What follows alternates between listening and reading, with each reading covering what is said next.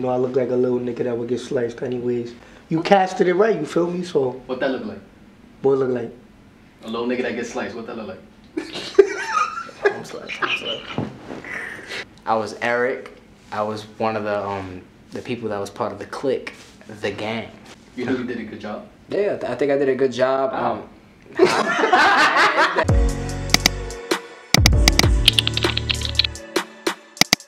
I honestly did not think the pumpkin would, you know, fit in the story. That shit was lit when I saw it. I was like, how the fuck is he? Yeah, OD. I was like, yo, wait a minute. I'd never been scared of pumpkins before. Now I'm like, yo, hold up. I remember for Halloween, I was like, yo, what if we made like a hood spin on Jack-O-Lantern, like Jaquan the Lantern, where it's like somebody sends you a meme and they like, oh, forward this to 5 people. Like, I hate when people send me that shit. Chainmail bullshits. Imagine that shit came true though. That was a spin on it. When he told me we had 7 days to complete this film, I was like, how are we gonna do that? At first I was just like, we're gonna have to do this fast, ASAP. Like I literally just thought of like, yo, what if we had like Jaquan the Hood Lantern? Like that shit would be funny. I had all of these other different concepts that I had for old films. I was gonna make a creepypasta based off of how I was robbed. And then I was just like, what if we just make a film that's mixed with like the Jaquan shit called The Initiate, and it's just like basically Jaquan the Hood Lantern is a poltergeist of projected guilt of thugs or people that rob people or whatever.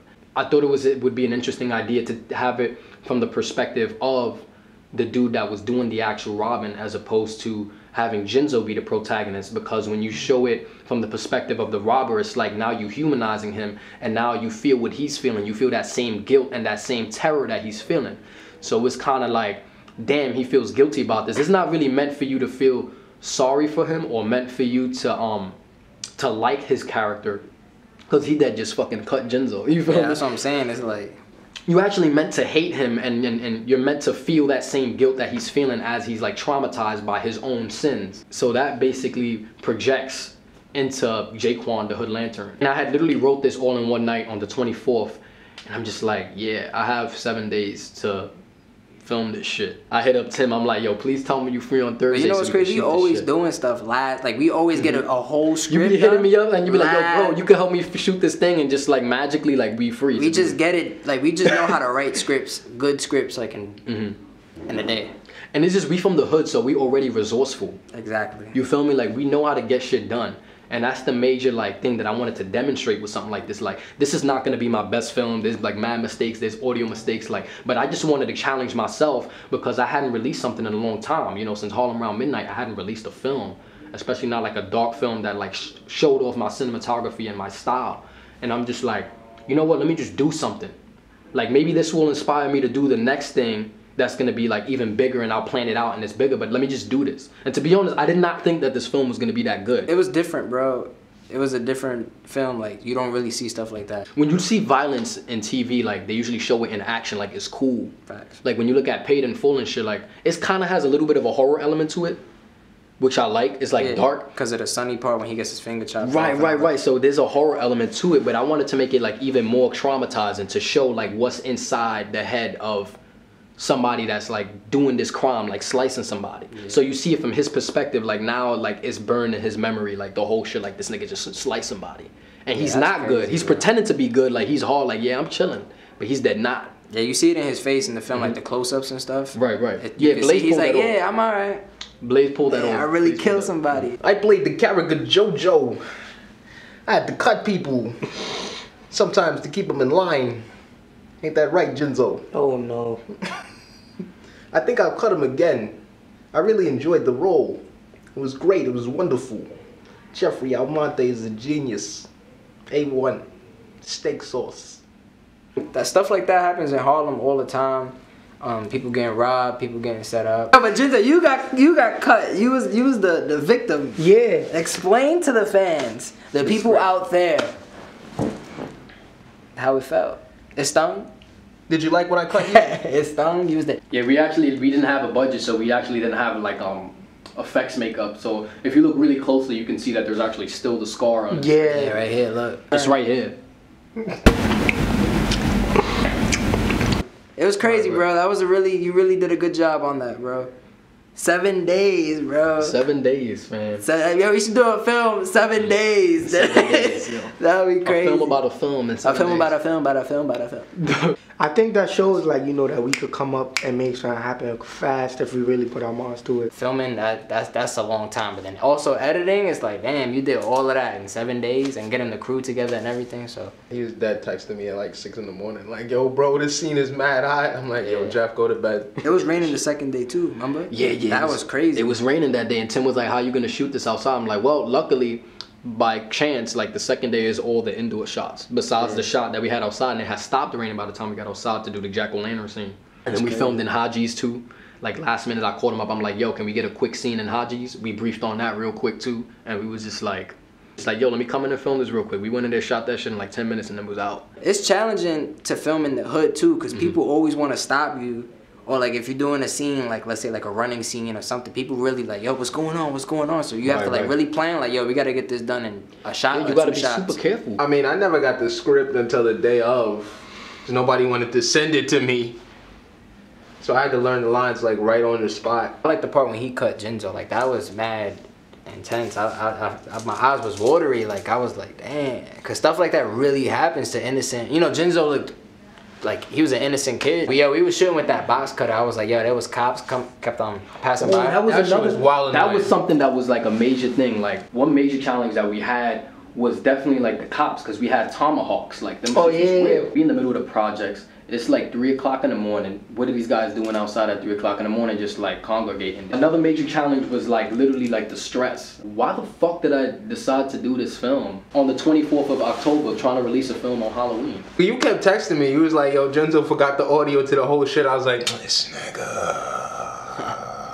Nah, yeah, I was like, damn, I don't know. And then he texted me, he was like, oh, I don't even want to do this shit no more. And I was like, damn. Damn, that's crazy.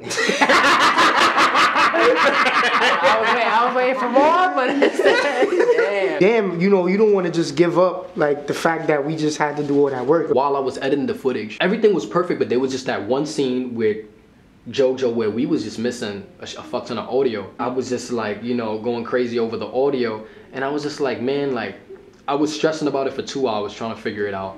But then I'm just like, I could just work around this. Like, sometimes niggas get too attached to the script that they had planned. Yeah, that's what I'm learning. Or too. like they get attached to the vision without realizing that sometimes reality is better than the vision that you had. Like sometimes what with the product supersedes what the plan was for that product. Right. Which I feel like that was this perfect case. Like this case, like there's a couple lines in it, there's a couple things in it that did not show up on the camera from the script. And I think that as is on camera, like it came out better than how the script. That happens in all films. Big budget, low budget, independent. Yeah, they always say like a film everything. gets created 3 times. It gets created by the writer, and then it gets created by the director on set with the cameraman and the cinematographer, and then it gets recreated again when it's editing. Can't be attached to your script. I mean, you know, sometimes you gotta like, damn, this is my film. I want to make this, you know, a great film. But something is always gonna happen when you filming. Right. There's always gonna be errors. There's always gonna be when you get home, like, damn, I forgot to shot this close up or whatever. But it always works in the end. Right. And sometimes it's just like, should I reshoot? Is it worth it to reshoot? Because I was actually thinking that too. I'm like, damn, like, can I organize it so I could get Jinzo? I was just like, it's not happening. I'm gonna People's just schedules. Right. We fucking with people's schedules. Yep. It's like Time. the schedules is Time, yeah, that's whack, right? Time Time is a is valuable so thing. whack but beautiful. Like it's Yeah. just bad time. There was just so many mistakes on everybody's part. Like there was mad mistake because hello, we had 7 days. Of course you're gonna make mistakes. I think one of the major keys to shit like this is like, you have to plan. You have to have a good plan, yes. But if you have 7 days, you're gonna mess up. So you have to know how to let go. Like shit is not gonna go the way that you want it to go all the time. There's stuff in the script that you're gonna look at and then you're gonna realize like, oh, we cannot physically do this. We cannot financially do this. It's just about adapting and improvising and making things work. The art of no budget filmmaking is just constant problem solving at every second. And it is stressful as hell. That's another thing I would say like that I would do better for this film, like get rest. Cause I did not sleep. Every day before a shoot, whether it's a commission or a music video or whatever the hell I'm shooting, I just could not sleep the night before. Like I'm just sitting there making sure everything is going right. So like, you need rest, you need to eat, you need to sleep, and you need to take a break, and you need to brief. Like before you go out and shoot something, like if you're doing guerrilla filmmaking, you need to brief everybody on what y'all about to shoot. Just like Blaze said about the script, even though he came on set and he didn't know what the hell the script was, I was like, alright, we doing this and that. The scene that went the smoothest and that went probably the best and looks the best on camera is the scene when he was literally robbing Jinzo, because we took a break right before that and we was in Wendy's talking for a whole hour about how we gonna shoot this film in about 30 to 40 minutes. That's how long it took. And then they did the makeup, and then boom, like that went the smoothest because we sat down and we briefed. He was like, alright, we're gonna do this and that. Especially we gotta get it done because we got a fucking box cutter and we in the middle of Harlem next to K2 Island with a bunch of cops that patrol every 5 minutes around the same block. If you're doing guerrilla filmmaking, you gotta really sit down with your people and tell them like, what do you do when the cops show up? Don't get loud-mouthed. Don't get, you know, crazy with cops. Don't run. Don't do this. Don't do that. You need to have like a safety protocol just in case, so everybody knows exactly what's doing, and so nobody has like a different story like, oh, we got a school project, and the next nigga says like, oh, nah, we just chilling. You know which one is over. When he was knocking on my door, and I had to open it, and Jeffrey was in the back with the pumpkin. That was... Yeah, I was that worried. Like, you kept just like, yo, yoke me up. And I'm like, yo, like, how you want me to yoke you up or like yoke you up? Yeah, when I was telling him, I was like, yo, he didn't want to like hurt me. I was like, yo, just really grab me. Like, I don't care. Like, I don't, when it comes to filming, bro, I don't care. You just gotta just do it. Like, if you're gonna have to deck me, you're gonna have to just, if it look good on camera, just knock me out. Oh, tell them about how I bust my ass when going down the stairs, B. There's a shot in the film that everyone thinks is like the best shot in it, and that's when JoJo busts out the door after he sees the Jack-o'-lantern for the first time. When he sees Jaquan, he runs out, and there's a steady cam shot where I'm literally running down the stairs. I almost bust my ass twice. The 2 times that we did it was cold that day, so it was like I could barely feel my hands. I'm like running down the stairs, and I got that nice steady cam shot. And like on the last one, he literally fell. Like that happened. I told you it was gonna happen. I told you. Yeah, he was like, "That shit's gonna happen." I'm just like, "Yeah, one of us is probably gonna fall." I almost fell when he dead ass bust his ass like hard. He just fully fell. You need to have a passionate team that has a lot to gain from it. Like that's a major key as well, because once you have the pressure of a dedicated team, you're not gonna like sit there and let them down. For example, like I could have just been like, man, fuck this film, I'm not doing this, because I was really stressed out trying to figure out all the audio problems. Like nah, I have like the weight of an entire team of actors on my shoulder that like really worked hard on this. I can't just say like, oh, I'm not gonna release it. You know what I'm saying? Like we all here, this is all collaboratively our project. Even though I wrote this shit, this is all our project because we all put in the work for this. If Jinzo would have been absent one day, we couldn't shoot. If Tim was absent one day, we can't shoot. If our JoJo wasn't there, if Blaze wasn't there, we wouldn't be able to shoot because they were all major key elements. Even the supporting characters were like super imperative to the script. Would I ever do this again, like shoot a film in 7 days? Save that shit for another year. For another year. For another year. Save that shit for another year. Yeah, I'm Dave Jeff. We gotta. Nigga, Easter film, nigga. Easter. That 2 days before, yo, bro, my nigga, so we gonna buy a bunny rabbit costume. Yeah, we gotta shoot that shit in one day, then an hour film. Nah, bro, we gotta. Nah, we have time now, so we're not doing this in 7 days. I just thought of some Easter shit right now. I'm not gonna give away the idea on camera, but thank y'all for listening. I hope y'all enjoyed The Initiate. Y'all can check out The Initiate on TheAlmonteFilms.com/initiate. Check out Swipe. Swipe is another film that we did. It's a little bit shorter, but it's like a horror comedy that we also did that was like Halloween inspired. You know, Halloween lasts the whole fall, my nigga. Fuck out of here. Halloween, Christmas, we did trick or treat, trick or treat. Yo, when it's fall, I don't care about nothing but Halloween. We out here, nigga. Yeah, we out here, yo. Talk to me nice or don't talk to me at all.